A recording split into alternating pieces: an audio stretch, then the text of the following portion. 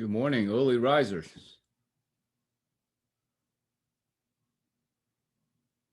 That participated in the creation of this. Now, the Quality Enhancement Committee created it. It was also in conjunction Quality Activities Council, Technical Activities Council, and Concrete Materials Committee all had a say in this presentation. So one thing to keep in mind, or that because of that, this presentation is generated for the entire country. So the mix design and materials information given here have to be pertinent to producers in Maine, in California, Kansas, Florida, and everywhere else. So some things we'll state may be not necessarily as accurate for you in Florida as it may be for someone using various other aggregate types in another part of the country. So we'll go through and we'll give the national perspective in this presentation. And then in the question and answers, we'll very much get into the local perspective of Florida concrete. Anyone who's batched Florida concrete will tell you it's different there than anywhere else in the country. So we recognize that. So we'll get through the national perspective today and tomorrow, but at the end of each day, we'll get local with our questioning. And I have Mr. Billy Dickens signed on to help me with some local Florida perspectives as well. Yeah, I worked pre-stress in Florida many years ago, and but I've been out of there for a while, so I asked Mr. Dickens to help me with the modern perspective on Florida concrete. So you can see there some of the things we're going to cover. Today, I think we'll get through concrete materials and proportioning. That's about a halfway point. And then tomorrow we'll go through durability, self-consolidating concrete, architectural concrete, statistics, and then finish troubleshooting. So let's jump right into concrete materials. Basically, we're going to go down through concrete materials being general areas of aggregate, cementitious, water, and admixtures. That's basically the ingredients of concrete. The resources for this section was the Portland Cement Association's Design and Control of Concrete Mixtures, a publication well over 100 years old. You see a picture of the 15th edition there in the bottom. I would encourage everyone who's interested in concrete mix design to get a hold of this publication. I find most plants already have at least one in the library somewhere, perhaps in engineering or quality control department. But this is a great read for anyone interested in learning more about concrete. You should definitely have it in your personal library. Also, we took information from the TM103. That's the level 3 training, PCI training course, the manual for that. PCI MNL 116 for this portion of the presentation. And then ACI document E4-12 chemical admixtures for concrete. So let's jump right in with aggregates. Why don't we start with aggregates? Well, I start with aggregates because of that first statement right there. Aggregates are 60 to 75% of the volume of your concrete. Most of your concrete is aggregate. Much of the good attributes of your concrete, the things you're striving for, are coming from the aggregate themselves. So when I'm selecting materials, when I'm proportioning a mix, when I'm troubleshooting a mix, I always start with aggregate. And now the fine aggregate for concrete, sand, or even crushed stone is fine aggregate. Anything less than a number 4 sieve is generally considered fine aggregate, and anything greater is generally considered coarse aggregate. And of course, aggregates are usually washed and graded at the plant or pit that you're sourcing them from. And of course, there's always going to be some variation in the type, quality, cleanliness, grading, moisture content, and other properties, all that can be expected throughout the seasons. So you can imagine sources, perhaps from North Florida, when it gets a little cooler in the winter, may wash their aggregate at a different level seasonally. You know, in other areas of the country, they may stop washing when it freezes in the winter. So there's always some environmental aspect to the variation in which we receive our aggregate. And of course, aggregates need to conform to various requirements, whether it's ASTM C33 or an AASHTO or DOT requirement, or just general project guidelines that we're producing to. And these requirements are going to be in such attributes as cleanliness, how hard or strong or durable the particles are. Of course, they have to be free from chemicals or coatings like clay or other deleterious materials. These will all affect hydration of cement. They'll affect the bond of the cement paste to the aggregate. Of course, all these aggregate properties will affect the properties of our concrete itself. So aggregates often are considered an inert filler, but that inert filler is, like I said, 60 to 75% of the volume of the concrete. But it's not just an inert filler, it's a necessary component, and it defines the concrete's thermal and elastic properties as well as its dimensional stability. The compressive aggregate strength is an important fraction when selecting aggregate. When determining the strength of normal concrete, most concrete aggregates are several times stronger than that of the other components of concrete. Therefore, it may not be a factor in the strength of a normal concrete, but consider in comparison lightweight concrete. It may be more influenced by the compressive strength of the aggregate. The shape and texture of aggregate affects the properties of fresh concrete more than hardened concrete. Concrete is more workable when smooth and rounded aggregate is used instead of rough or angular aggregate or elongated aggregate. Most natural sands and gravel are from riverbeds or from seashores are smooth and rounded, and they're excellent aggregates for the plastic properties of concrete. Crushed stone produces a more angular and elongated aggregate like what you see here, which have a higher surface to volume ratio that creates better bond characteristics, but it requires more cement paste to produce a workable mix. The surface texture of aggregate can be either smooth or rough in these scenarios. A smooth surface can improve workability, yet a rougher surface aggregate generates a stronger bond to the paste and therefore higher strength. The grading or size distribution of aggregate is an important characteristic because it determines the paste requirement for workable concrete. Paste requirement is a factor controlling the cost of your concrete, since cement by mass is typically the most expensive component of what you're doing.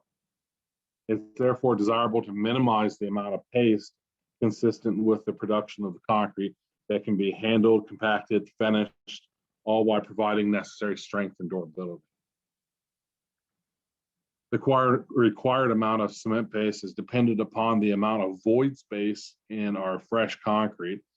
The void space must be filled with cement paste. Therefore, that void space generates controls our cement content. Now, also, let me speak a little bit about the surface texture. As you see here, it's much more smooth or vitreous than perhaps a crushed aggregate. And how does that affect our concrete strength? I'll tell you a short story. When I was working in a pre-stressed plant, an architectural plant, I had an engineer I was working with whose son was in middle school and had a science fair project where he was taking one mixed design and swapping out just the coarse aggregate, and everything else stayed the same, and he was comparing compressive strength. And they needed to borrow my compressive strength machine. So we were breaking cylinders for him, and everything seemed consistent. We broke a sandstone and a limestone and a crap rock and a granite. We kind of predicted the strengths of each and how they'd be affected, and we were right in our prediction. But kind of a fun little factor he threw in is he made a batch of that mix with steel ball bearings, and he also made a batch of that mix with his old Legos from when he was a little kid. And guess which cylinder broke higher, Legos or steel ball bearings? Yeah, I think you know why I'm asking the question. It was the Legos. So I would old scratched up Legos break at a higher compressive strength than steel. Well, it all had to do with the surface texture. Ball bearings has no surface texture, very vitreous and smooth. So the paste couldn't bond to that aggregate, and therefore it created a weaker concrete. And of course, the Legos has a textured environment, and the concrete paste was able to bond to it. So it illustrates the effect of surface texture on the strength of the concrete. You can look up a state geology map. This is a national geology map. It's much better to get a hold of your local state map. It gives you a little more detail what we're looking here. But you can compare them with aggregate atlases, which you can also look up for your area. And it's a great way to locate quality quarries. And by viewing an aggregate atlas, you can find out about all the bulk aggregate quarries and sand and gravel pits in your local area. Florida, there's a handful of types of aggregate. In other parts of the country, you can see with the variation in color that there's a lot of different types of aggregate to choose from. In this map, the closer to the dark red is the oldest aggregate on the surface of the land that you can find. You notice in the United States, the oldest aggregate available is the Appalachian Mountains. And I'm currently located in Atlanta. So if you look at North Georgia, there is a great variety of aggregates available in our area. Some not so much, but in our area, there's quite a few. And in Florida, there's a little bit too. And of course, if you're barging in aggregates from Canada or other areas, you can also select those countries to find these maps. Good way if you're hunting out down quality aggregate to find them. So let's look at some characteristics of aggregate. Our aggregates need to resist freeze-thaw damage. We know that our concrete has to resist freeze-thaw, but for our concrete paste, and we'll cover a little bit more about that durability. But for our concrete paste to resist freeze-thaw, our concrete itself has to also resist it through the aggregate. Our aggregate needs to have an abrasion resistance. Why would that be true? Well, much of what you may produce, like for instance, the double T's for an architectural parking deck, prestressed parking deck, it's going to face road traffic, vehicles driving over it, even pedestrian traffic, and the aggregate needs to resist that abrasion. As one example, the aggregate needs to be chemically stable. We're using alkali cements. Even if we're using a low alkali cement, there's some alkalinity to it, and our aggregate needs to be selected so that it's stable when it's in that chemical environment. We discussed a little bit about particle shape and surface texture and how that affects our mix. And then, of course, our aggregate gradations, we need to make sure it's fairly stable. There's a large variety in the gradation of our aggregate. That variable can cause some issues in our plastic concrete. Let's look at particle shape and discuss how that affects our concrete. Here we have two sources of a granite aggregate here. At the top, you see a crush that's cubical, and at the bottom, you see the same quarry, but this crush is angular, flat and elongated. In fact, everything pictured here was retained on the half-inch sieve. So all of these are half-inch aggregate. Well, that bottom one on the bottom right, how's that a half-inch? Well, it's only a half-inch wide, right? But even though it's 1.5 inches long, so it obviously slipped through the 3/4-inch sieve upright and fell down in there. So just looking at our gradation analysis won't necessarily tell us much about the particle shape of our aggregate. We really need to look at it with our eyes and determine how many flat and elongated particles. And is there variation over time of flat and elongated? Why would there be variation? Well, I'll tell you what creates cubical versus flat and elongated crush. It's how fast aggregates process through the crushing equipment. See, when coarse aggregate crushes against other stone, it creates cubical particles. When that rock crushes against the metal of the crushing equipment, it creates flat and elongated. The faster the equipment at the pit or quarry works, the more typical it is to get flat and elongated particles. So how do the flat and elongated particles affect your mix? We can imagine by looking at these two sets of aggregate that the cubical particles are going to roll over top of each other much better. The elongated particles are going to lay on top of each other and interlock. So if you're shooting for a 25-inch flow, which you can get with a cubical particle, and then your SEC mix changes and starts giving maybe a 22-inch flow, you're losing flow on average.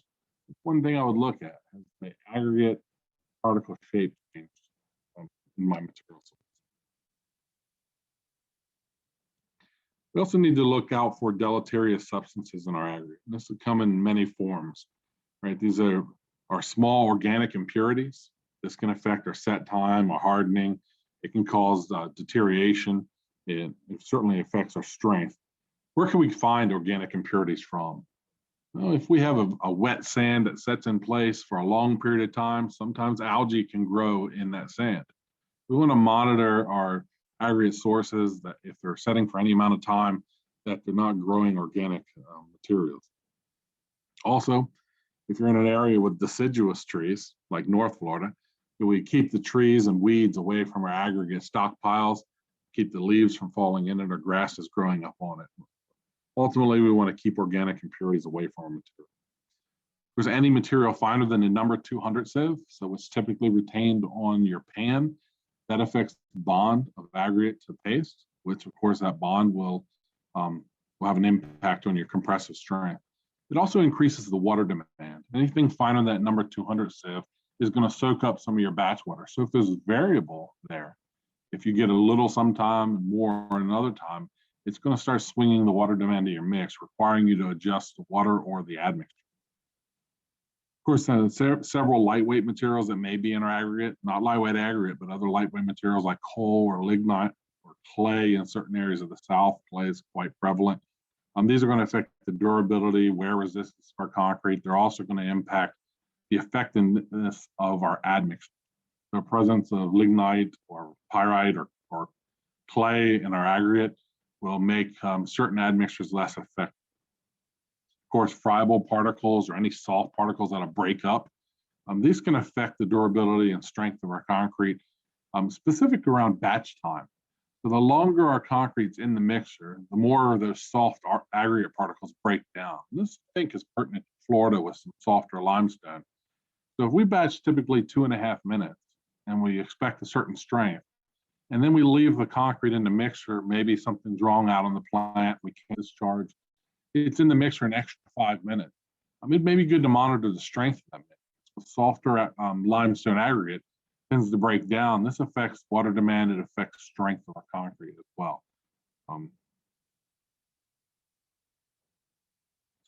Take a minute to consider moisture. I don't want to spend a lot of time on quality control stuff like moisture here, and really just want to talk about the attributes of the materials themselves, but this is a key attribute in mix design. So here we have 4 states of moist.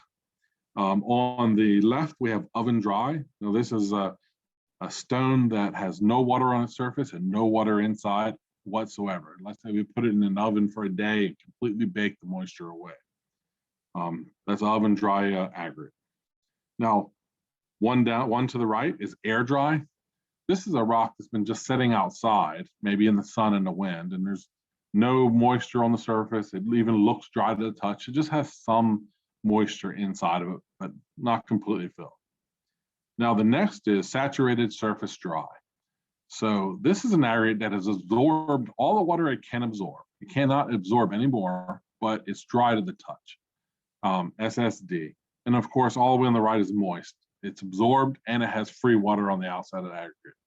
Now, when we design our mixes, we're going to design assume the aggregate is SSD. Now, is your aggregate ever SSD in your batch plant or out in your stockpiles? I've never seen SSD aggregates sitting out in the plant. It's either going to be in one of 2 states. It's either going to be moist, it's going to have free moisture on it, or it's going to be air dry. Now, why would we not want to batch with air dry aggregate? Well, it has an absorption to it. It's going to absorb water when it comes in contact with it.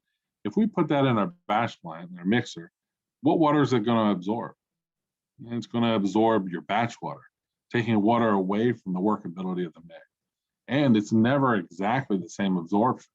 It's not completely oven dry. So some days it's going to absorb more than it is other days. Or if we don't rotate our stockpile as we batch, the aggregate on top of the stockpile may be air dry and the aggregate on the bottom may be moist. If we just take a snapshot of the moisture and say put in 5%, well, now there's going to be variation. We're going to be too high at some point, too low at another. So it's important to keep our stockpiles moist and then correct the free moisture. But as we design our mix on paper, we're always going to assume SSD.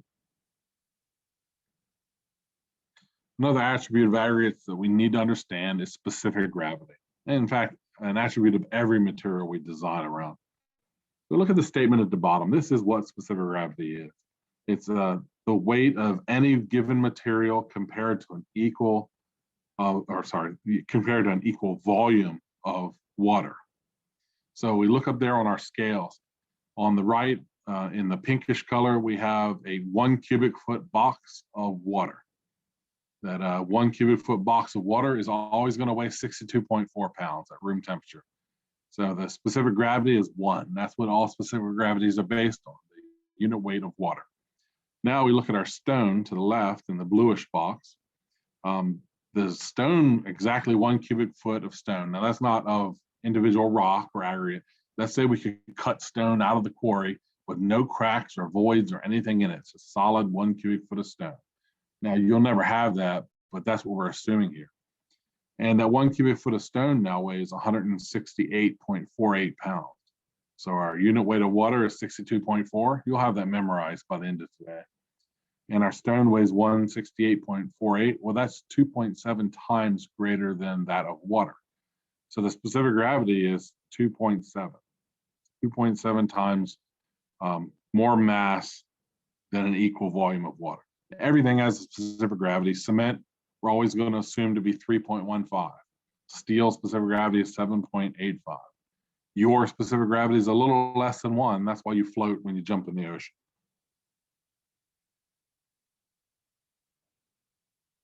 I won't spend a lot of time on this, but there's some factors determining when choosing an aggregate, some things to keep in mind. The most common coarse aggregate size in precast pre-stress is the number 67. That's nationally. That's a 3/4 inch stone. That doesn't mean it's what you should use, but it is the most common use in precast. In architectural, typical grading size is 1/2 by 1/4 is what's typical nationwide. Certain areas of the country that may not be popular for aesthetics or for some other reason. Once again, it's a national average. Now, remember, a fine sand will give you a smoother looking surface, formed surface, but it may result in a lower compressive strength. And then too much fine sand will make a mix very sticky to finish. We want to target a well-blended sand and stone. This is going to help your SCC flow better. And we'll get into that in self-consolidating concrete section, how to blend aggregate together. Some people have an aversion to manufactured sands. Some areas of the country, I find they're excellent. Manufactured sands work, as good or nearly as good as natural sands in a plastic state, and certainly give a higher compressive strength in the hardened state. Some areas of the country just don't have good materials or processing for manufactured sands. I would say consider them. Consider a manufactured sand. At least take a look at what you have, what's offered to you locally. And just real quickly, the fineness modulus, just to understand what the fineness modulus of an aggregate is. It can be given on any aggregate, coarse or fine, but we're looking here specifically to the fine aggregate. And all the fineness modulus is, you can see here how we determine it. We take those specific sieve sizes. We look at the cumulative percentage retained, and then we add those up and divide by 100, and it gives us a relative term for fineness. So the fineness modulus of this sand here is 2.83. Now, when we get into proportioning, we'll use fineness modulus to determine certain volumes of material. And this is just to let you know how we come about what the fineness modulus is. So how does it affect this in the practical world? Well, if you have a high FM, that's a coarse sand. The higher the FM, the coarser it's going to be. We may need to use less cement. It will create a harsher mix. So we might get some chattering on the steel trowel finish. You'll have higher bleed or segregation in the mix, and there's a potential for segregation. We have a low FM, so very fine sand. It's going to require more cement to get an equal strength. We have to coat all those fine particles. There's going to be a higher water demand. It's going to be sticky. It's going to be harder to entrain air, and often you'll have a higher risk of shrinkage cracking as well. So really what we're trying to target is something in the center of the spectrum of typical fineness modulus sand. And what is that? We'll get into that in the SCC section too, what a good target FM is. Let's dive into cement though. So Portland cement is it's a hydraulic cement, which is any cement that interacts with water, it hydrates with water. And it's broken down into 4 basic components: tricalcium silicate, dicalcium silicate, tricalcium aluminate, tetracalcium aluminoferrite. Each of those attributes determine some performance of that cement. So tricalcium silicate and tricalcium aluminate typically impact early strength. Precasters typically look for cements with higher C3S or C3A. If we have a low alkali requirement, we'll be looking for a low C3A. Now, the dicalcium silicate affects later strength, 28-day strength. So often type 2 cements will have a higher C2S than type 3s. Here we see various types of cement according to ASTM C150, and we can compare each of those components. But look at we'll compare a type 2 versus a type 3. So a type 3 has a higher C3S, it's going to get higher strength early. It also has a higher C3A, so a higher alkali cement is going to get an earlier strength. Then it has a lower C2S, so the type 2 is probably going to give us a little better 28-day strength. Now look all the way over to the right column under Blaine fineness. We'll get into exactly what Blaine fineness is, but the type 3 have a higher Blaine fineness, the fineness of the cement. Therefore, it's going to give us higher early strength too. So if I want a higher early strength cement, I'll be selecting a type 3 because it chemically and physically is designed to give me higher strength. ASTM C150 is not the only specification for cements. There's, of course, a blended cements under C595, and there's a performance-based specification for cements, C1157. Often a lot of departments of transportation don't accept C1157 cements, and they require you to use something certified under C150. But here's the C150 spec. Type 1's normal. Type 2 is a moderate sulfate resistance, often low alkali. Type 3 is high early strength. Type 4 and Type 5 are specialty cements, often used in certain areas of the country, like out west or in large dam projects for that low heat of hydration. So we'll concentrate mostly on Type 1, 2 versus a Type 3. The blended cement specifications, a 1L is blended with limestone, a 1S is Portland blended with slag, 1P is Portland blended with fly ash, and there's ternary blends also, which might include fly ash and slag. Here's the 1157 specification. Once again, this is performance-based. So the amount of each component or the Blaine of the cement is not specified specifically, just general performance. So the general use cement, that would correspond with the Type 1. The high early strength cement, that would correspond with the Type 3. Moderate sulfate resistance would correspond with Type 2, and on and on. So let's take a minute to consider cement mill certifications. Often I hear in quality control, sometimes I hear in quality control that cement mill certifications are kind of useless. We have this paper we have to file. What does it really mean? I'm going to tell you, it's not useless. You can learn a lot from a mill cert. And I'll show you a few things. Handful of things to take away today that you can start looking at. Now, understand why it's considered useless. It's an average, it's a monthly average of test data. And most cement plants test 3 times a day, 30 days in a row. So it's an average of 90 test results. So a few test results can change without really impacting the reading. But all that really means is a small change on a mill cert represents a pretty good sized change in real life in your plant. So we got to monitor even small changes on these from month to month. Here's a cement mill certification made up, so as not to offend anyone. You notice it's divided into 2 portions. There's a chemical side and a physical side. Whether your mill cert's 1 page or 2, there's always going to be divided chemical section, physical. Here we see on the left the chemical section, on the right the physical section. See the chemical makeup on the left. We see our various components most of the way down: C3S, C2S, C3A, tetracalcium aluminum ferrite there, and what is the basic makeup. Well, let's break this down even a little more. Let's look at the compressive strength section. So here, the compressive strength is not what you can expect in your plant. It's tested on 2-inch cubes on a mortar paste created at the lab. So it can't relate exactly what you're going to get in your plant, but you can get an indication of your compressive strength is going to go up or down based on this. So here we see at the bottom the compressive strength of PSI for 3 days is 3,679. Let's say you have a 7,000 mix that hits in 7,000 in 3 days. Well, if that 3,679 goes up, you can expect your 7,000 mix to get a higher compressive strength. If the mill cert goes down, you can expect to lose compressive strength in your concrete. So it's an indication of how it's going to impact your concrete. Now, why does a mill cert rarely ever have 28-day strength? Well, typically, you've purchased the cement before it's more than 28 days old. So the laboratory at the manufacturer will have 28-day strength. It just hasn't been 28 days since they made that cement.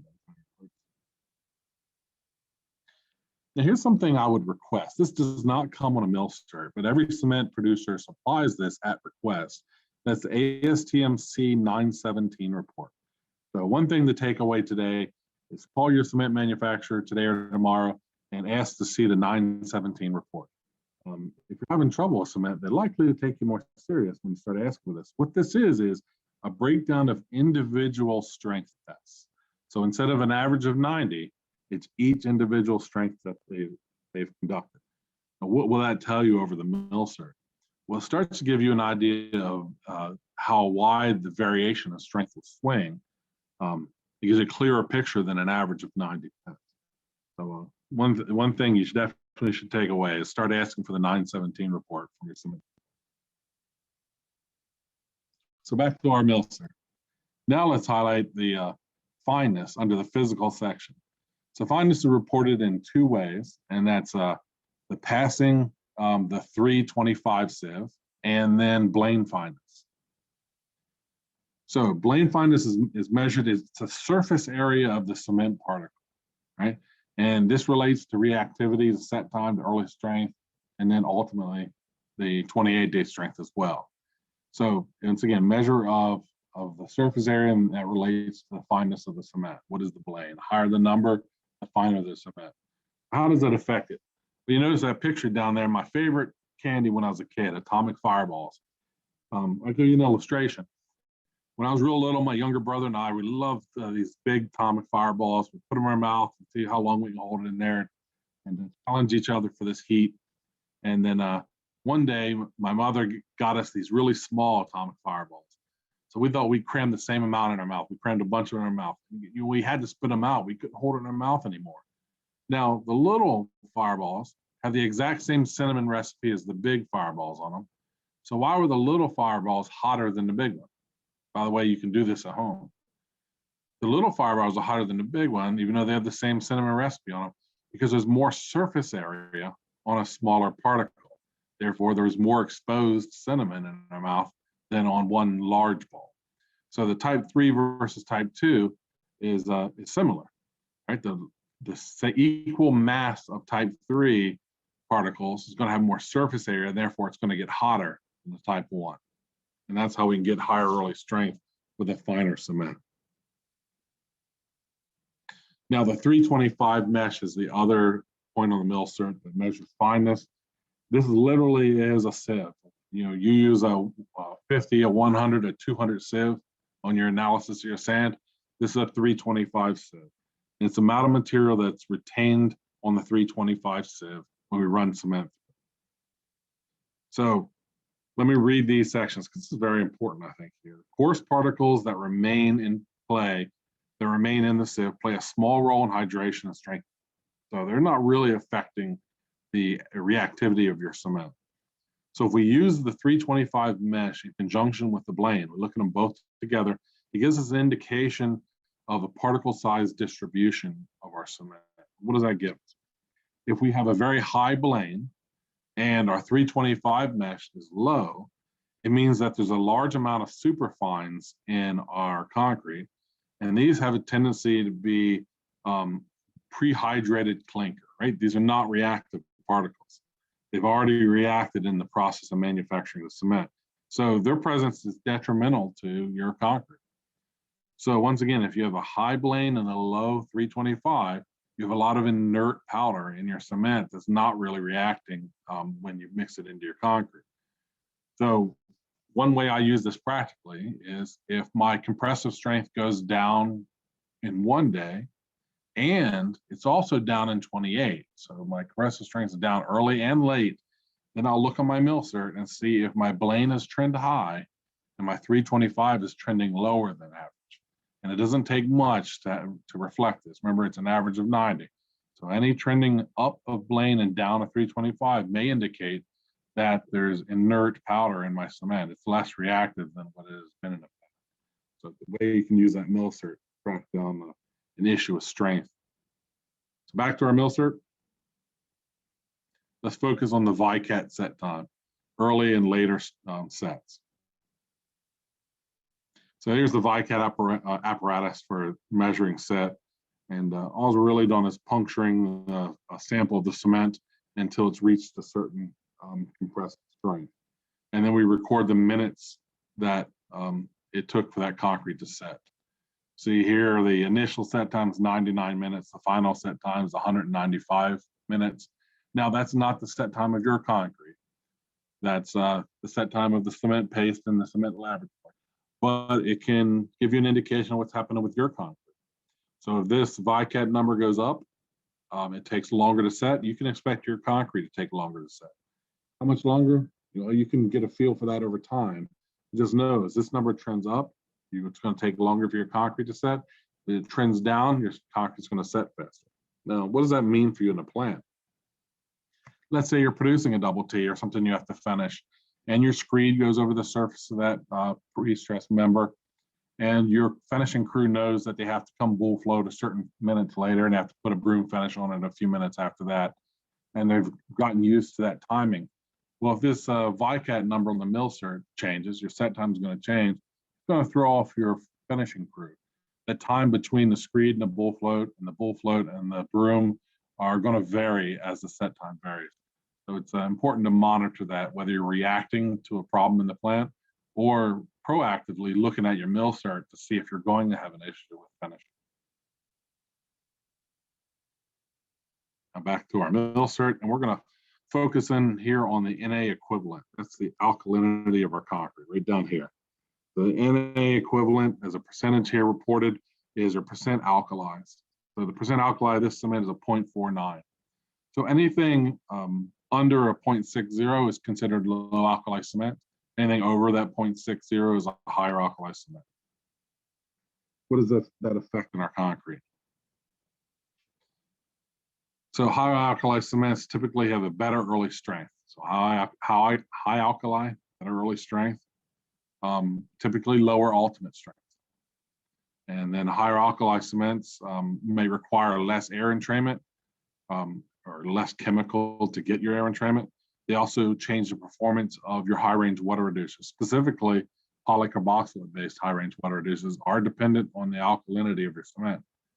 So if my slumps start varying and I can't track down exactly what's causing slump variation, the chemical seems stable, your water, you've checked everything with the water, the moistures, that seems stable. Is my water demand changing because the alkali in my cement's changing? One other factor to look at. There's where we find that on the mill cert, the alkalinity. If you're going to track only a handful of things on a mill cert, these are the handful of things I would track. The alkali equivalency, the fineness, the VICAT set time, compressive strength. So let's get into supplementary cementitious materials, SCMs. These are all those added powders we're putting in our concrete.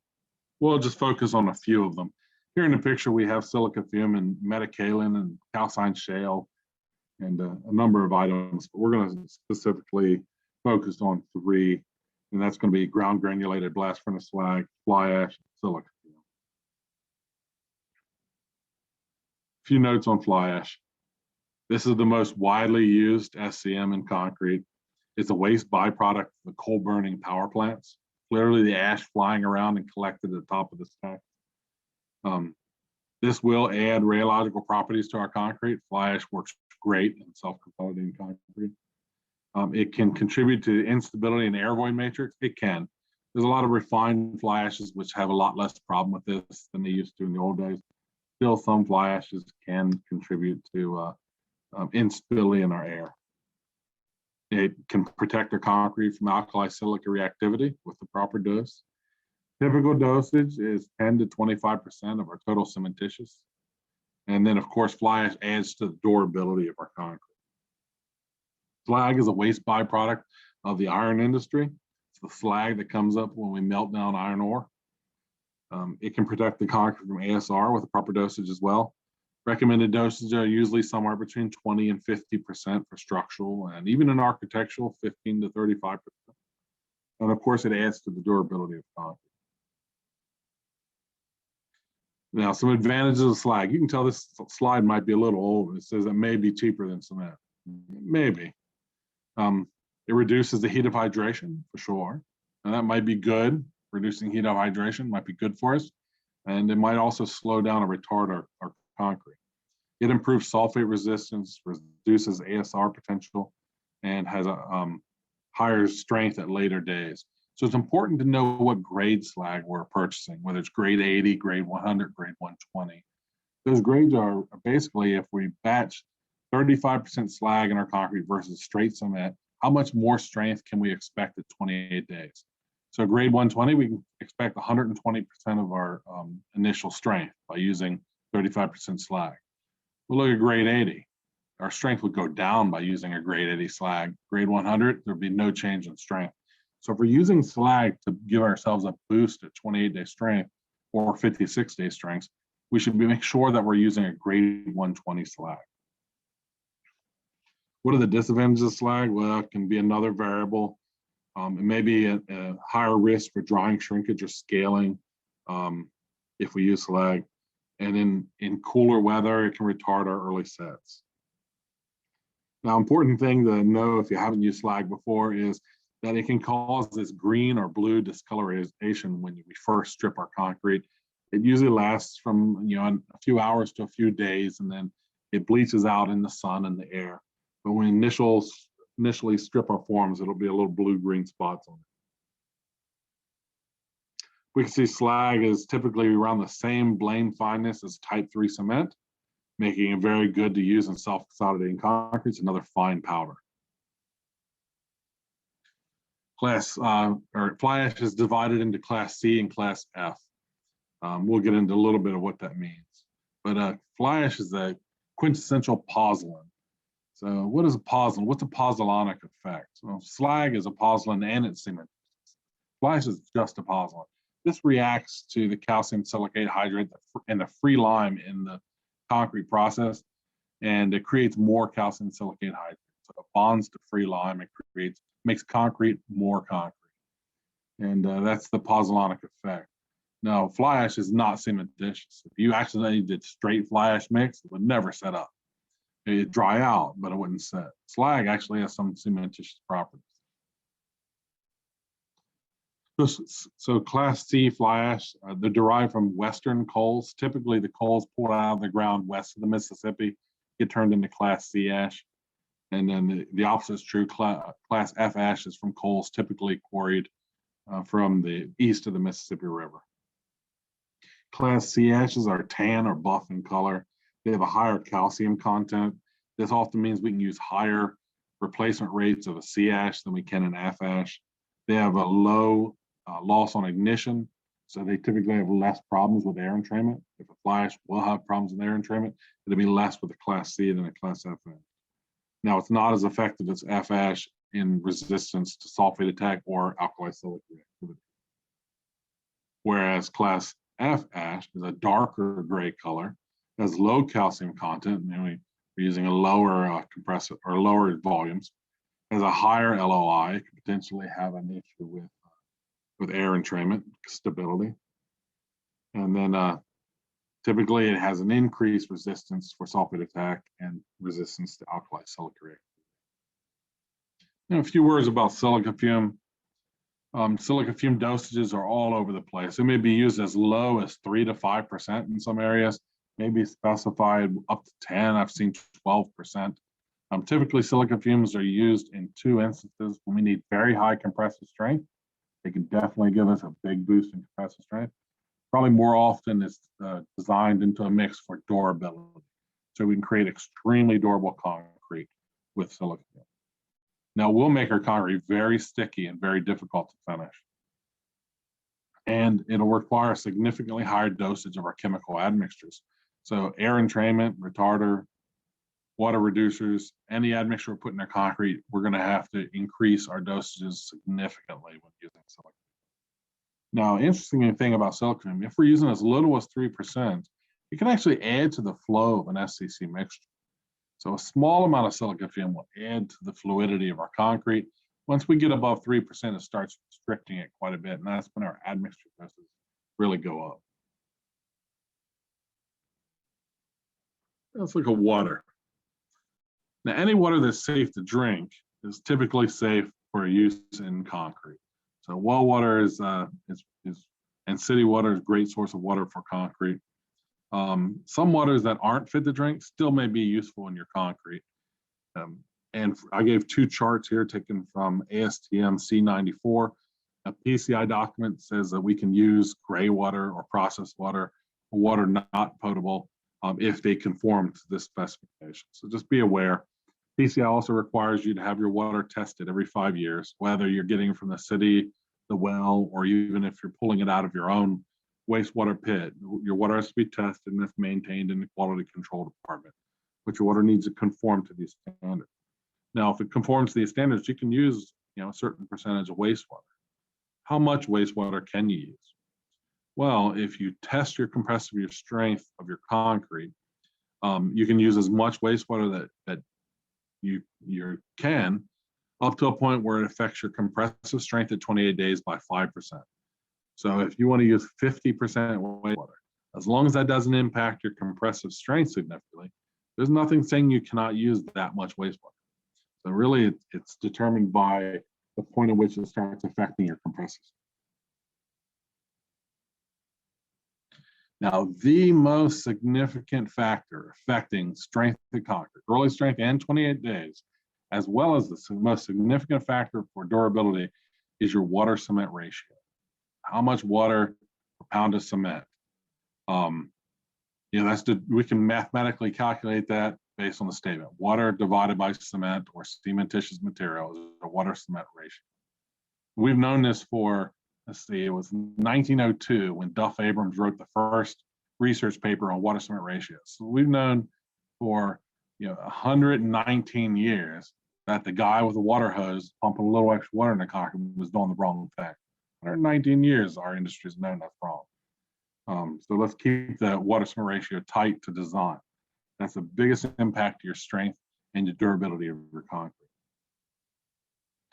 So here I have a little math problem showing what the water cement ratio is. If you're new to this concept, how do you determine what it is?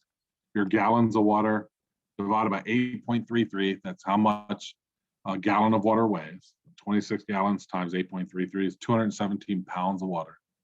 So our pounds of water divided by our pounds of cement, and this mix design is 720 pounds of cement. That equals 0.30, so 0.30 water cement ratio. Now, how much water is needed to fully hydrate your cement? A water cement ratio of about 0.25.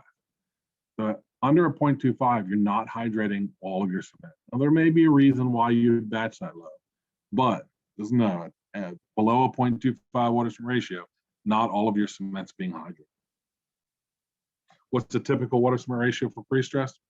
It could range. Typically nationwide, it's 0.38 to 0.43. Though I often see lower water cement ratios, especially nowadays with higher design strength, much lower than a 0.38. I think it's pretty common to see 0.30s nowadays, specifically in bridge design.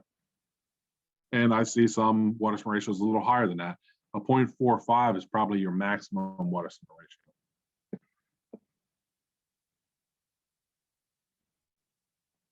We'll step back and talk about aggregate moisture one more time, the importance of that.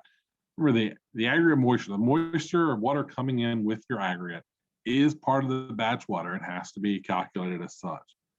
Stability and moisture control, probably one of the biggest issues impacting your concrete production. Remember, we need to determine the difference between the absorbed moisture inside our aggregate and the free moisture on the outside. Once we know the percentage free moisture on the outside of aggregate, we take that out of our batch. Remember, if our aggregates are dry, we probably shouldn't go below the absorption level. The air dry aggregate is going to suck water out of our mix, and our concrete is going to lose slump quickly. We may drop an SCC mix out of our mixer at 25-inch flow, and then 15 minutes later, it's a 20-inch flow. We lost 5 inches in 15 minutes. That may be because if we're using an air dry aggregate, it's sucking that much water out of our mix within 15 minutes of batching. Remember, if you're using lightweight aggregates, they should be kept saturated before use. What does that mean? You're going to have to determine how to do that on your own. I've seen players or producers have sprinklers on their aggregates and turn them on 24 hours before using the aggregate in the plant. I've seen plants which store their aggregate inside of concrete truck drums, submerged in water overnight before batching, and then drain it in the morning. There are various ways to do that. You can talk to your aggregate supplier if you're using lightweight of how to keep it saturated, but you should keep your aggregate saturated. Some people say 24, some 48 hours before batching. We want to allow the aggregate to evaporate or drain before loading them into the batch plant. And then consider this, your exterior aggregate bin. So if you're storing sand and stone on the ground outside your plant, those bins should drain away from the stockpile. Now, in the old days, if we have older bins, they typically drain back into the bin. That was because people thought I need to keep the moisture, the water coming from aggregates from washing across my plant. The problem is that creates a puddle of water inside the bin. And if your loader operator comes along and scrapes the bottom of the bin, he's picking up puddles of water. What if he scraped or picked from the top of the bin first and then from the bottom? So imagine the variation in moisture because of that. So before charging batch plant bins, we're charging from a stockpile outside, we should turn that stockpile over. Let's drag it out, scoop it up, restock it, push it back up, stir the aggregate in the bin before charging a batch.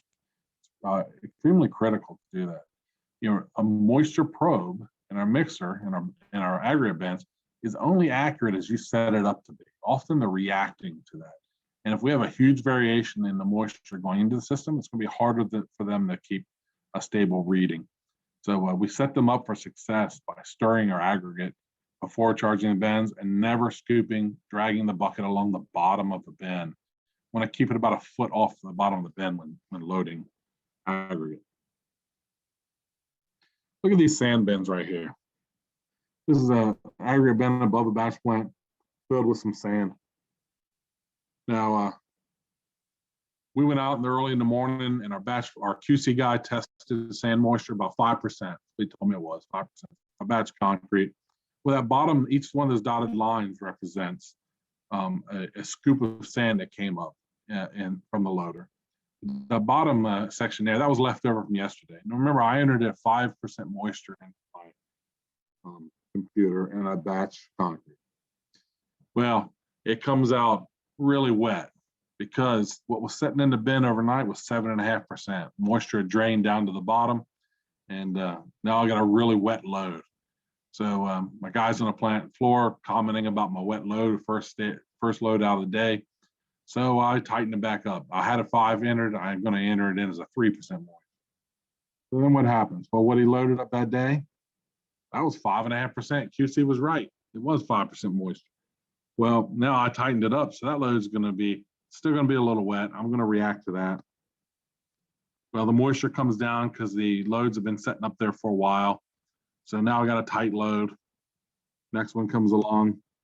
Well, it's really dry because he scooped from the top of the bin outside where it was air dry aggregate. Now I got a super tight load. The production is getting really upset.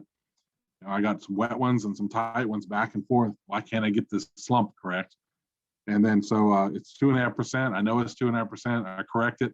Well, the loader operator loaded some more material from the bottom of the bin. 6% moisture. I'm off again. All day, I've been chasing my tail and trying to get the slump right when I just couldn't get caught up to the moistures. What would have fixed this problem?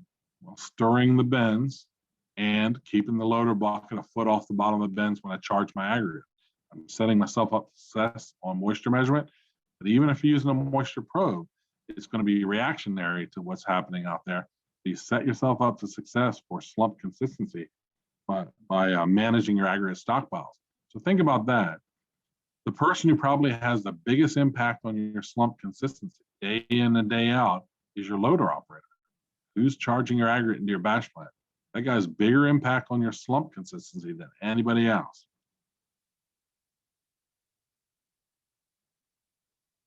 Let's talk about admixtures for a minute. So this is any ingredient that we're adding that's not Portland cement, water, or aggregates. But we're going to specifically hone in on chemical admixtures. So what's typically used in a plant? You know these, air entrainers, retarders, accelerators. Typically, you'll see only high-range water reducers. You don't see a lot of mid-range or low-range water reducers. VMAs or stabilizers, corrosion inhibitors. We'll count pigment in there as well. First, why do we put air entrainment in concrete? And I know there's not a lot of air entrainment in Florida. Some areas of Florida that have air entrainment. You may go to another area of the country though, so it's good to understand this. When considering these air bubbles we're putting in our concrete, the size of that air bubble and the spacing matter. And we're putting that in there to prevent freeze-thaw damage to our concrete. So imagine these two boxes on the right. These are cross-sectional cuts of concrete. And both of these concretes have 5% air. We measured our air content, both have 5% air. The top one has 5% air in small air bubbles, evenly spaced. The bottom one has just a few large air bubbles, but it's still 5% of the volume of the concrete. Those dotted lines are how much of the hardened concrete that air bubble can protect against freeze-thaw. So we see if there's smaller bubbles evenly spaced, the whole concrete gets protected. If we have larger bubbles that erratically spaced, then there's areas of the concrete not protected from freeze-thaw. So how does an air bubble protect concrete from freeze-thaw? Well, you know, concrete on a microscopic level often is like a sponge. It absorbs water. You know this. If you go out in the summer and sprinkle a little water on your hot driveway, it absorbs that water right away. Well, if you're in an area that freezes, that water absorbed in the concrete then freezes. What happens to water when it freezes? It expands. And it expands through the capillary system in the concrete only so far before that expansive pressure is greater than what the concrete can take. So then if imagine a freeze cycle, it expands, a thaw cycle, it contracts over and over, freezing and thawing, expanding and contracting until it cracks the concrete. And then once a crack forms, this accelerates the deterioration of the concrete. So these little air bubbles are like pressure relief valves for freezing water.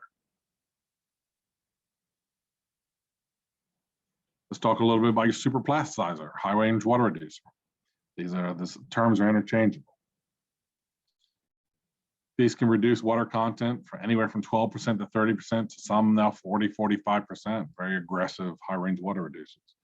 And the effects can last 30 minutes, 120 minutes. There's slump extenders now that last much longer than that. Typically though, when a super plasticizer wears off, it wears off and then you lose that slump at a pretty quick rate. And that all depends on the brand and the dosage rate of chemical. So we use the super plasticizer to reduce our water cement ratio. That's how we get higher compressive strength. So if we have a mix and we need the strengths to go up, both early and 28-day strengths to go up, we can take water out of that mix and then we compensate for that water by putting in a high range water reducer. This also increased the durability of the concrete by making more dense concrete. We can produce flowing concrete. ASTM 1017 says anything over a 7.5 inch concrete is flowing concrete. Of course, self-consolidating concrete falls into that group too. The high range is how we produce flowing concrete. Now, how does this actually work? Notice there's two boxes on the right. These are quickly sketched boxes. We have a drop of water there, and the hexagons are all cement particles, and they're attracted together. Like everything in nature, they have a positive and negative charge. What happens when we have things that are opposite charge? They attract together, like magnets. They pull together. Now, what a super plasticizer molecule does is attach itself to cement particles, and it makes them all a negative charge. What happens if we have things that are same polarity, opposites attract? Flip that magnet over, you can chase one around the table with the other, and they never touch, right? They push away. That's what happens with the cement particles. They push away from each other, freeing up some trapped water, but also they're trying to escape each other's presence so the concrete rolls. Now, if you've batched concrete or placed concrete before, you know the difference between water wet and chemical wet. You've heard those terms before. You've worked in a plant. Chemical wet, it flows, but it doesn't look sloppy, right? It's thick. And that's because the reason we've increased the fluidity of the concrete is not because of the presence of water, it's because of the electrostatic dispersion. The cement particles are trying to get away from the same charge as in the other cement particles. So what makes SCC possible? We'll cover this in more detail later. But the type of high-range water reducer is a polycarboxylate-based high-range water reducer, working in two basic ways. Electrostatic dispersion, that's what I just described about all the particles having the same polarity. And then steric hindrance, with just the sheer size of the particle physically keeping the cement grains from touching each other. So here we see on the top right, an old school superplasticizer molecule is relatively small. And then on the bottom left, we see the polycarboxylate molecule. It's much larger. Now, as cement hydrates, it'll eventually consume the super molecule. It'll take a lot longer to consume the larger molecule. A larger molecule can physically keep the cement particles from touching.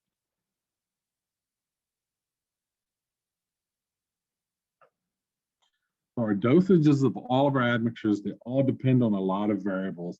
The dosages will change from location to location, plant to plant, mixed design to mixed design.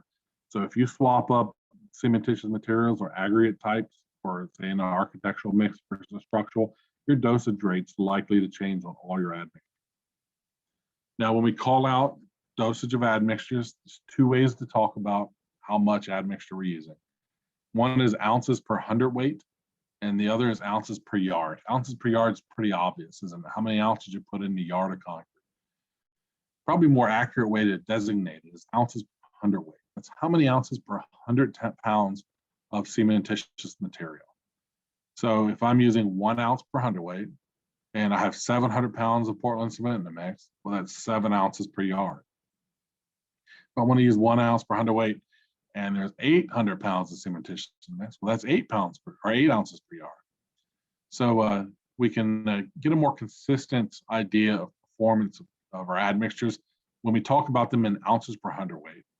Your admixture supplier will talk about it in that way. Most people dealing in mixed design. So if you're used to talking about ounces per yard, it'd be good to familiarize yourself with ounces per hundredweight as a way of discussing the dosage. Now, we use a retarder when we need it in the summer, slow our mix down from setting too fast when it gets hot. That's common. Sometimes in high strength mixes and bridge products, we'll use a retarder year round.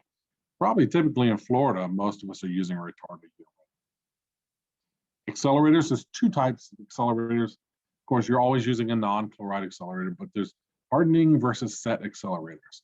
So a set accelerator accelerates the set of your concrete. It cuts your working time. You use this product and you have less time to place your concrete and it gains strength faster. A hardening accelerator, non-chloride accelerator, will get you the higher compressive strength without affecting your set time. So you have the same amount of time to work with your concrete, but you'll still get the early compressive. Of course, the ASTM standard for most of your admixtures is ASTM C494. This governs the performance of admixture.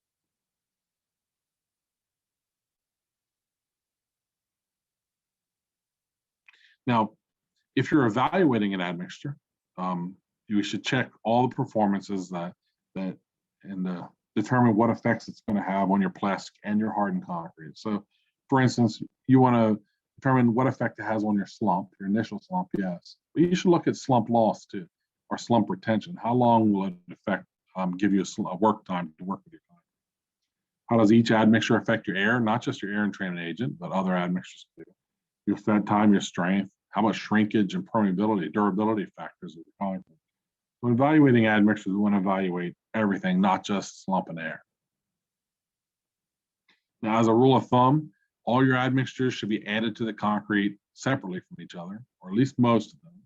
For instance, air entrainment agent and accelerators would be very bad to come in contact outside of the concrete. They have an adverse effect on each other. Air entrainment agents, just about anything else will have an adverse effect. So we typically dose air entrainment agents early in the batch cycle, maybe with the sand, and we dose other things later, but we keep admixtures from contaminating each other outside of the concrete.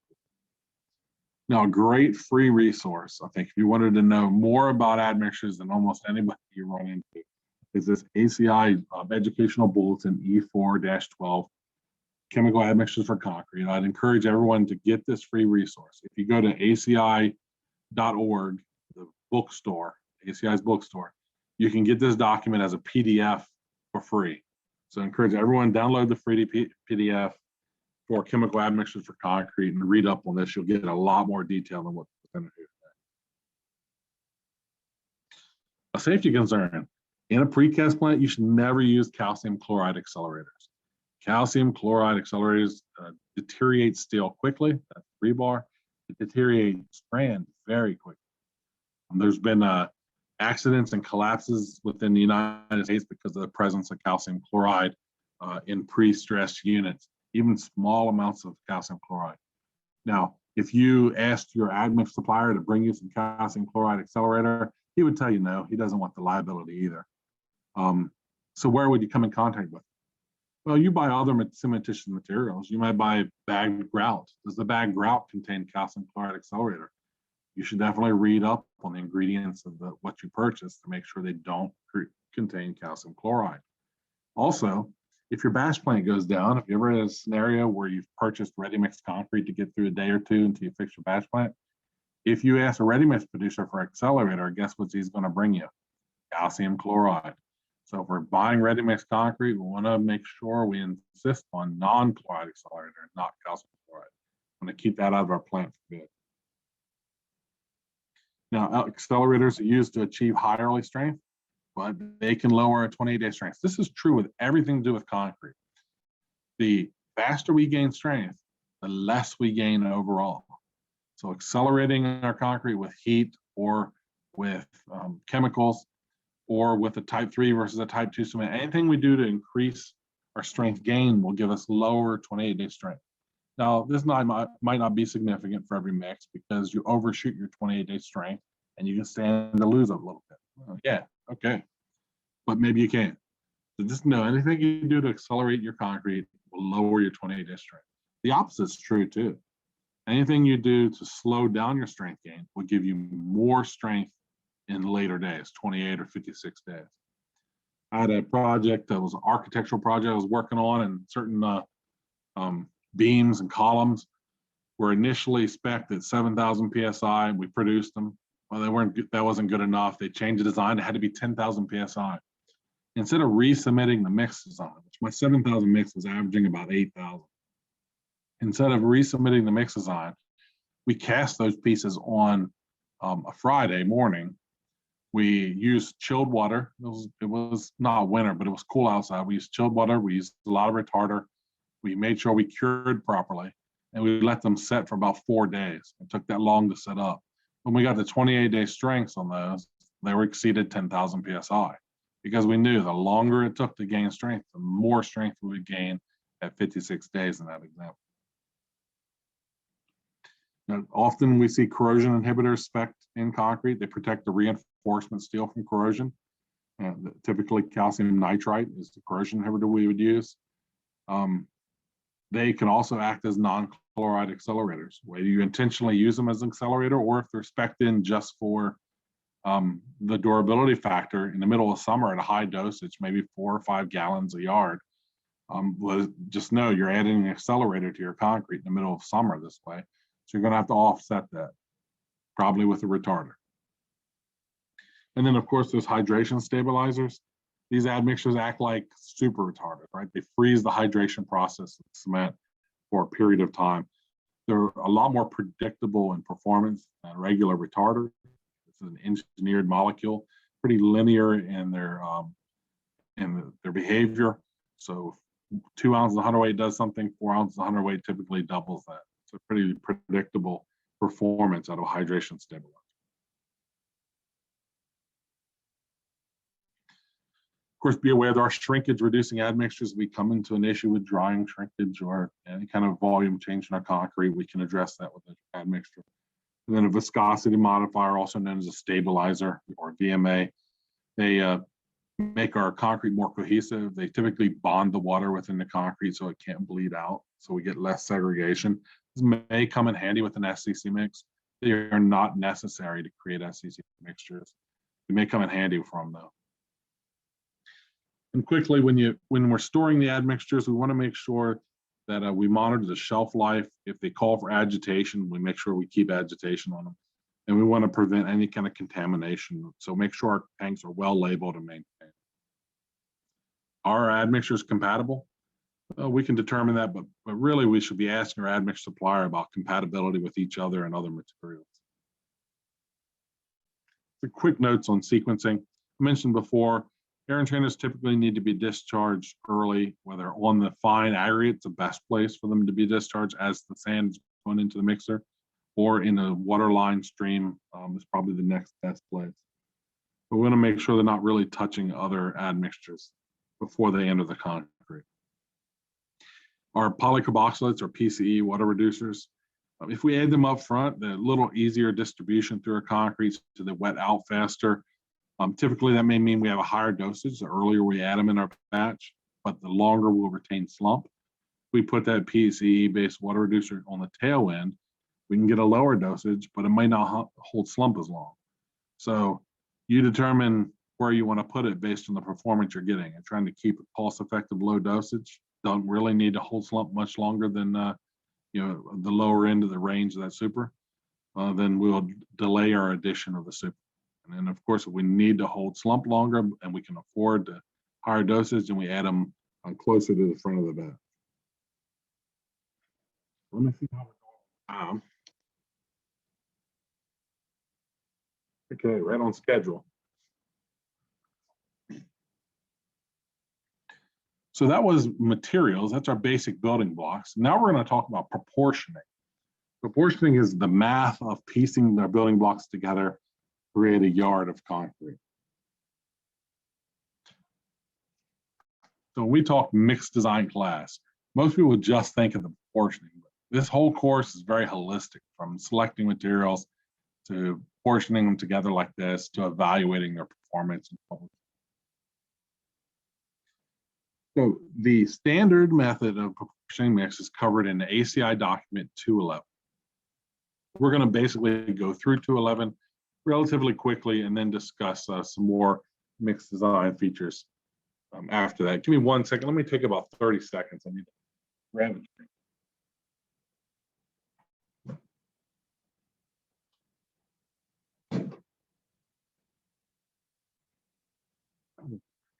Excuse me. Okay, so there's basically 8 steps to ACI 211, how to proportion normal weight concrete.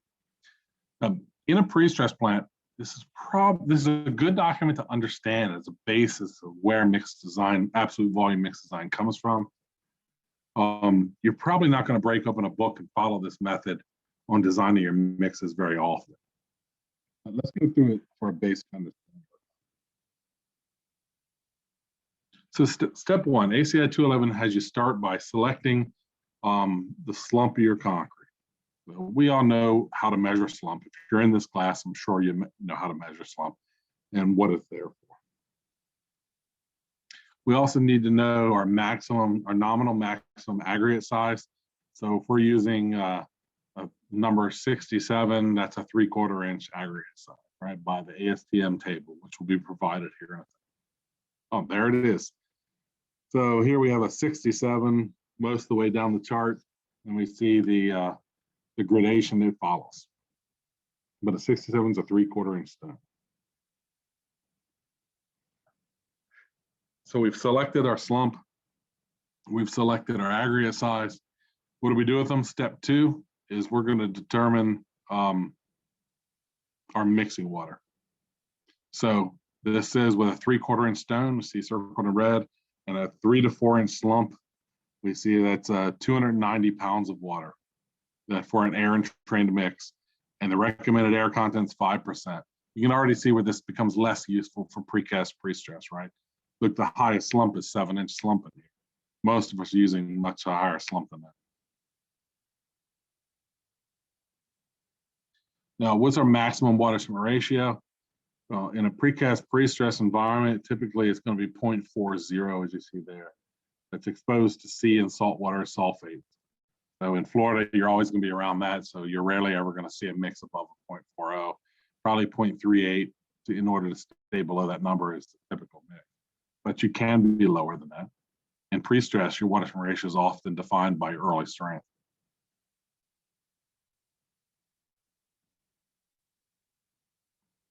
And we need to understand the difference between entrapped air, larger air voids, 1 millimeter or larger, and then entrained air is typically 1 micron.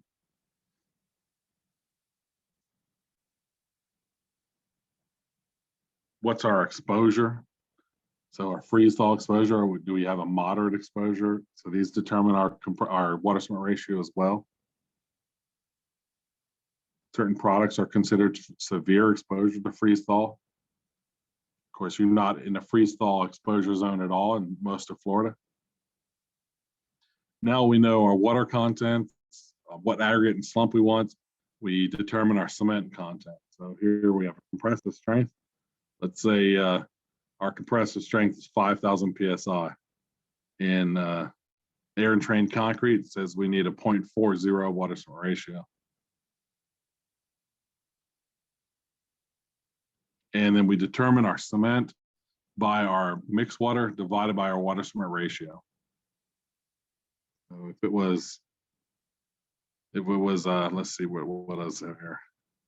290 pounds divided by a 0.40 will give you how much cement we need to put in a mix, according to ACI 211. That's not how we're determining cement in most of precast pre-stress. Now comes our fineness modulus. We remember how that was defined. So we have a 3/4 inch nominal maximum size stone at number 67. We have a fineness modulus in this example of 2.6. So here we're looking for B over BO, basically the percentage of coarse aggregate in our mix. So this chart found in ACI 211 will tell us that we have a B over BO of 64%. And then we need to know our dry rotted unit weight. What is dry rotted unit weight? This is if we had a cubic foot bucket and we put in our stone, our actual crushed gravel, not solid stone, that's crushed stone like we would use put in our mix. We pack it in there, rot it, compact it down. How much would a square foot of our stone weigh? That's a dry rotted unit weight. So the our weight of our coarse aggregate is that B over BO percent, where it was like 64%, I think I said, multiplied by our dry rotting weight, multiplied by 27 cubic feet in a yard. And that's going to tell us how much coarse aggregate we have in our mix design. That gives us our weight of coarse aggregate. Now this is an important factor here. If you're not keeping on and moving too fast for this, don't worry, we'll get everybody caught up here soon. This is really just to cover the basics of 211 before we go into a more practical way to design. So our volume of our coarse aggregate, we have our weight, whatever that was from the equation, our weight divided by specific gravity of our stone multiplied by our unit weight of water. Do you remember what the unit weight of water was? Remember I said you'd have it memorized by today? 62.4 pounds per cubic foot is our unit weight of water. What's our specific gravity of our stone? We'd have to pick one, 2.7 maybe. We'll go through a math of one of these here in a minute, but that's the equation for figuring out volume. Remember, you're trying to batch a volume of concrete. You're trying to batch 1 cubic yard or 4 cubic yards, some volume. Cubic yard is a volume of concrete, but you don't weigh up materials by volume. You're not asking for 10 cubic feet of stone in your batch plant, are you? You're asking for 1,800 pounds of stone. So you need to equate mass with volume in mixed design equation. So we know our weight of stone. This is how we figure out what the volume of the stone is. Now we do the same with cement. Remember, we come up with a weight of cement. We need to figure out the volume of cement. This equation is the same. The weight of the material divided by specific gravity of that material times the unit weight of water. So here we actually have the numbers. So 650 pounds of cement in this mix divided by the specific gravity of cement, that's 3.15 times unit weight of water, 62.4. And that'll give us a volume of cement. Water is the same. What are the weight of water divided by specific gravity of water is 1, because that is the measure of specific gravity, times the unit weight of water, 62.4. So it's basically the weight of water divided by 62.4.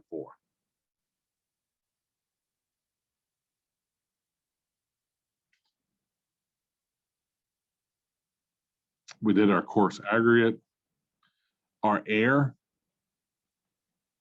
this is our volume of air is the percentage of air multiplied by our 27 cubic feet. Remember, 27 cubic feet is a yard of concrete. So if we had 6% air requirement, that would be 0.06. That's how we write 6% in decimals, 0.06 times 27, and that would give us our volume of air. So we're already to step 7 now, is fine aggregate. So now we figure out how much volume of sand we'll need by taking the 27 cubic feet and subtracting all the other volumes. The volume of stone, the volume of cement, the volume of air, the volume of water, all that comes out. And the volume that's left of the 27, we need to fill that volume with sand. So we know our volume, we got to figure out our weight. So our weight of fine aggregate will be the volume of sand multiplied by specific gravity multiplied by unit weight of water, 62.4. So where do I get my specific gravity from? The answer is always ask the supplier. You might find it on a QPL from the DOT. You might find it on the supplier reports when you purchase your sand or stone. You could just call up your sand and stone guy and ask him, but you need to find a source for that number and have that. So here's what I mentioned here. Here's the mix design we just worked through. As an example, cement, fly ash, batch water, coarse aggregates. There's 2 different coarse aggregates, fine aggregate. We see the weights on the left and the absolute volumes on the right. The 5% air in that is 1.35 cubic feet of air. All of them need to equal up to 27 cubic feet. If you added all your volumes up to your mix design and they are lower than 27 cubic feet, then you're not batching a full yard of concrete. The higher than 27, you're not yielding correctly either. You're batching more than a yard of concrete when you think you're batching a yard. We want to always make sure our concrete's yielding 27 cubic feet or as close as possible to that.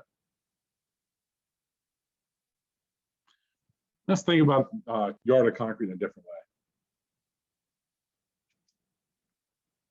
way. You all probably had an opportunity to play with a Rubik's Cube when you were younger. Imagine a Rubik's Cube. How many individual boxes are in that Rubik's Cube? Well, there's 27, right? There's 3 by 3 by 3. That's a cubic yard. It's a good example of what we're looking at. Let's blow that apart. Let's break out that 27 cubic feet that are packed tightly together so we can see each of the 27. Now we're going to work our way through the mix design another way, more simple way so you can get a picture. So in the mix design, I have a requirement of 5.5% air. I know I want to use 688 pounds of cement. That's based on historic data. That's a much more typical way to come up with mix designs in precast prestress is historic data. And then 250 pounds of water. That's what I know I want to get.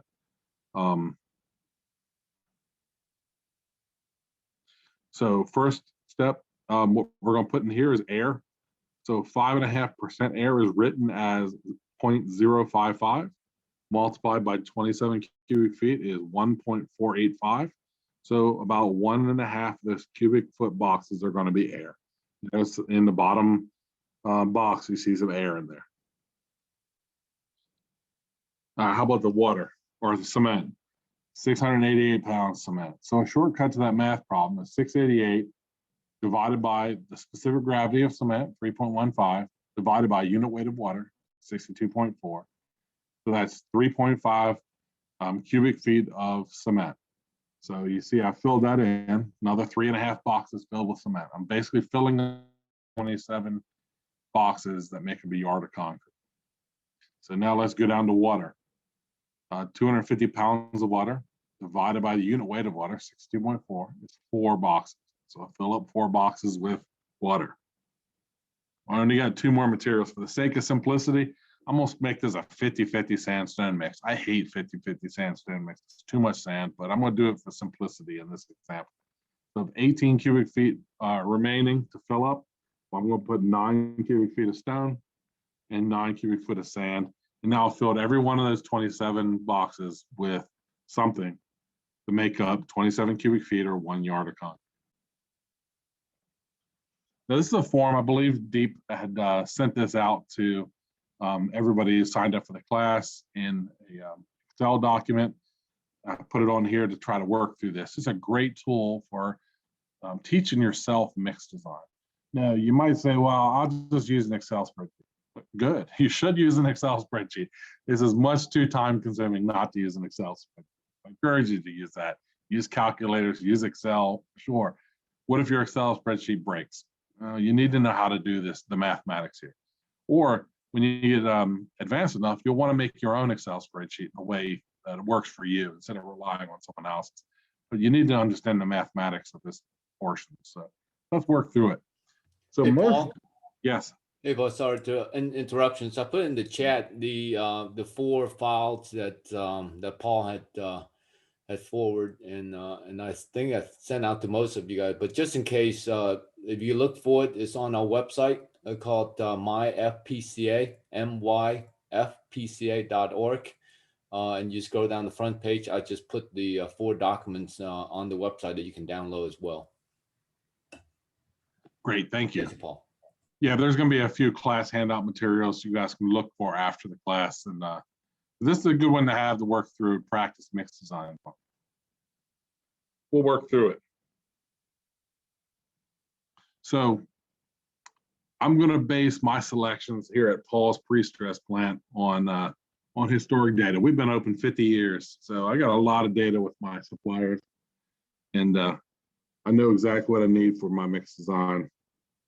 Let's see here. My mix design has about 650 pounds of cement. What's the specific gravity of cement? 3.15. That's pretty constant. So there's my mathematical equation. So I wrote it out the way it's written in ACI 211 and in the Portland Cement Design and Control. But we can speed this up just by 650 divided by 3.15 divided by 62.4 equals how much volume? 3.31 cubic feet of cement.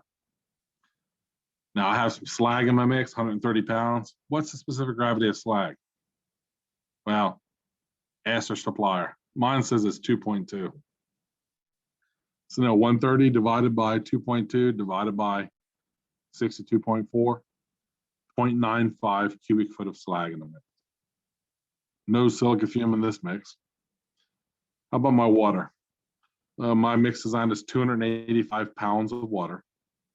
What's the specific gravity of water? 1.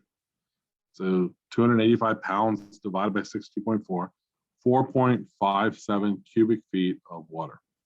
Now, as you get more advanced in mix designs, you may start looking at other people's mix designs from other places.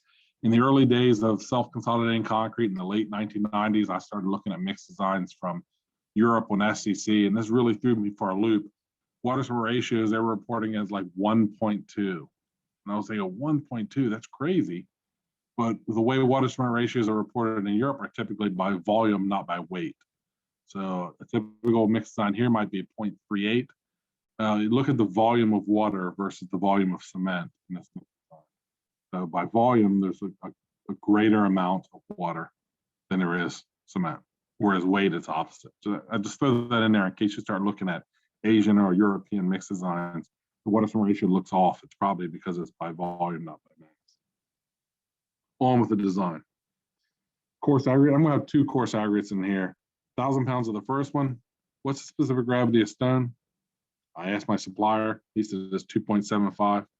So once again, 1,000 divided by 2.75 divided by 62.4 is 5.83 cubic feet of stone.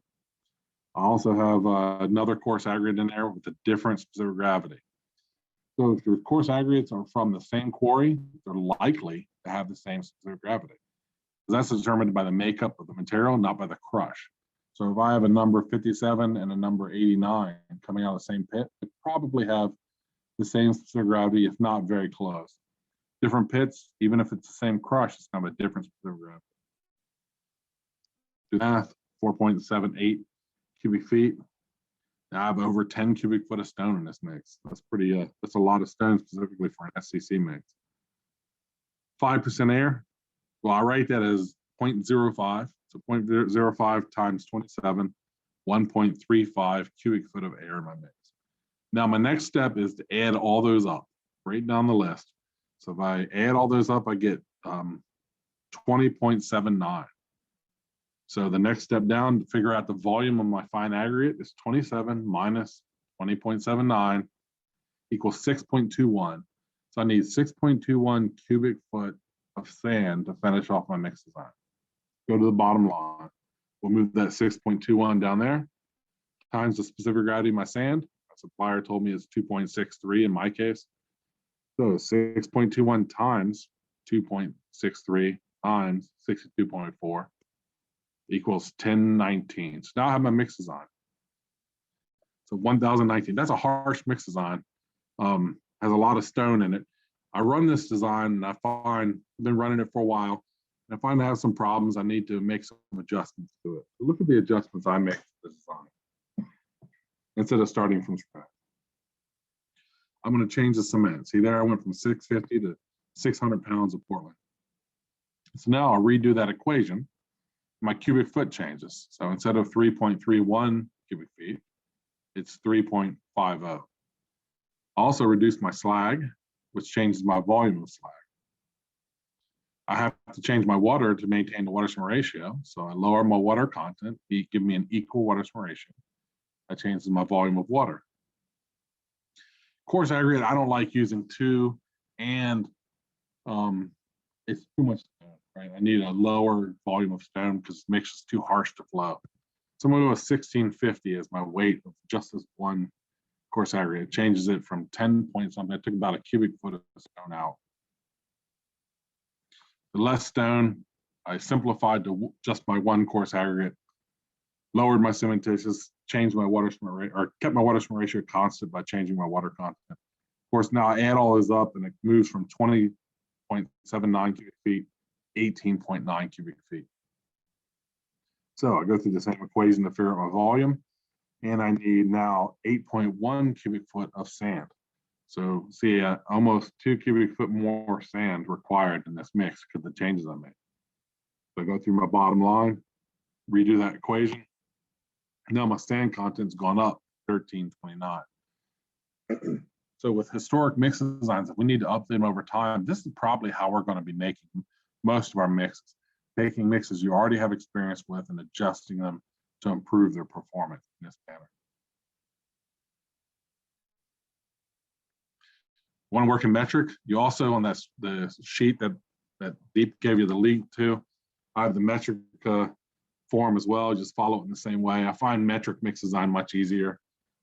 Last time I was in Florida working on pre-stress, Florida was trying to move to the metric system, and we were doing metric mix designs at that time. It's been a while since I've worked in Florida. So proportioning mixes. Now we need to over-design our concrete mixes, right? So if we want a 7,000 PSI mix, we don't design our mix to average 7,000 because by definition, half of our strengths will be lower than 7,000. That's what we're averaging. So we have to over-design our average so that all of our strength tests come in above the minimum requirement. So what if we don't have any strength data for mix design? Well, this is what we follow. Notice once again from ACI, it doesn't really play a lot into our compressive strengths. We're going to skip the less than 3,000 PSI section and go right to over 5,000 PSI design strength. So what's your average required average strength for over 5,000? Well, it's 110% of your design strength plus 700 PSI. So let's say a 7,000 PSI mix. And so that's 7,700 plus another 700 is 8,400. So a 7,000 PSI mix without any test data needs to average 8,400 PSI, 1,400, 1,400 PSI average greater than our design strength. That's a lot. In fact, every bit of over design costs you money. So it's good to collect the data on our concrete performance, strength performance, and understand what our standard deviation is so that we can have less of an over design, saving money on our mixes. Let's look at an example of what's possible. What is the requirements when proportioning from field data? We want to establish a standard deviation, which tomorrow we'll get into the mathematics of calculating standard deviation. Now, let's just go into why do we need to understand it. So once again, we'll jump to over 5,000 PSI mix, and our mix basically has to be the larger of these two equations. The F prime CR is your required compressive strength versus F prime C is your design strength. So your required compressive strength is your design strength plus 1.34 times your standard deviation, or your required strength is 90% of your design strength plus 2.33 times your standard deviation. You have to do both these calculations. And then whichever is higher, that's your new required strength. So if we have a tight standard deviation, we have a tight pattern of compressive strength results, then we may not have a requirement of 1,400 PSI over. Maybe it's just a matter of 500 PSI over. So we can lower our targeted 28-day strength by understanding our standard deviation and keeping control over our compressive strength. And that's what we're going to start covering tomorrow is basics.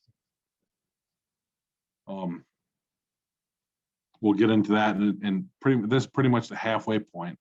That being said, it'd be a good time to take some questions. I want to confirm that Billy is on. If you want to unmute yourself, Billy.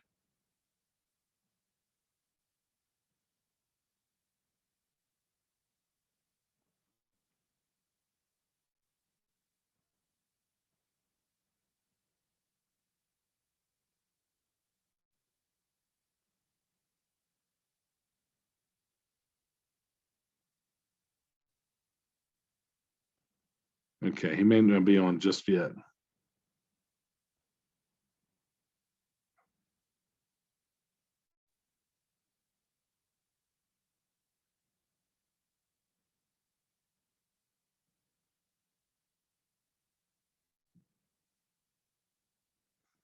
Oh, so I'll take some of the questions listed in chat at this point. I had a question about the continuing education credits.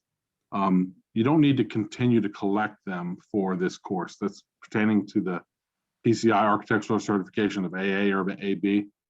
Once you get that once, then you keep the record on hand to show the auditor when he comes. So when the Ross Bryan auditor comes, you want to show them the records of who's been through this course. And it's just a certificate of completion you'll get. Hey, Paul, Another there's question. a question say, is 2013 the most current E4-12? I actually don't know that. That was the most current when we developed this presentation about 4 years ago when we started on this. There may have and could be an update since then. But if you go to the bookstore, they'll have the most current in the books.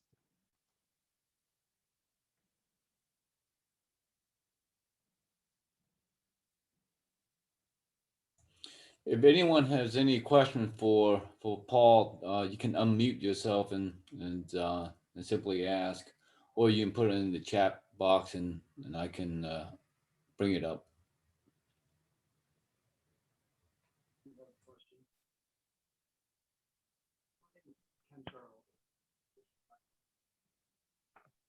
You mentioned, if I recall correctly, you said that at about 3% replacement rate, microsilica actually helps workability. Hey, Ken, are you trying to ask a question? Because we can't hear you.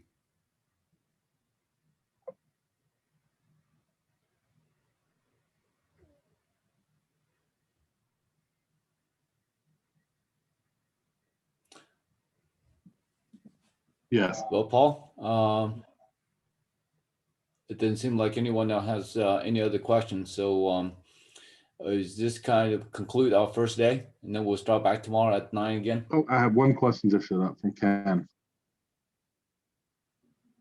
Ken, you could type it in or unmute yourself, either one.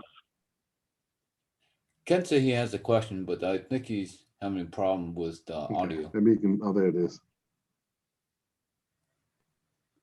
All right, so he posed on here. Did you mention the 3% workability for microsilica? Yeah, I did. So in the experience of the people who put this class together, so it may not be true with all microsilica in every location, that a 3% dosage actually improves workability of concrete. And I've seen some data presented when we developed this for some self-consolidating mixes and even some 8 or 9 inch slump mixes using 3% silica fume, and it actually helping with the rheology of concrete. So making it more stable, increasing the flow the way you would expect out of silica fume or slag. But once we cross over that 3% threshold, even to 5%, we lost that lost that impact on the rheology, and it started making the mix overly thick and restricting the flow. And then the follow-up question was, any thoughts on why that is? No, I'm not sure. I'm not sure why the impact is there.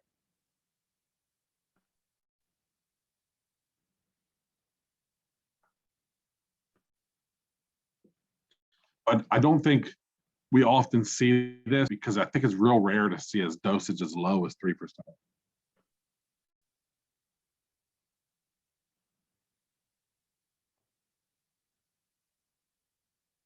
And then just briefly, I'll cover. We're going to go through some materials that the first unit today was probably our longest unit. So it creates a good breaking point at this time. But tomorrow we'll go over statistics, kind of what we finished on today, of how to actually calculate standard deviation, why that's important. There's an Excel spreadsheet for that you have a link to. Once again, it's good to know how to do things by hand, but I encourage you use the tools at your disposal. The self-consolidating concrete section, we won't redo starting from step 1 at ACI 211. We're going to talk about materials and things that impact the design of SCC without designing from scratch. So just what's specific self-consolidating. We may have some examples of some Excel sheets in there too. In the architectural section, once again, we're not going to start from scratch. We're just going to talk about the things that impact specifically architectural concrete. And then troubleshooting section is a great time to start thinking now about the questions asked in troubleshooting.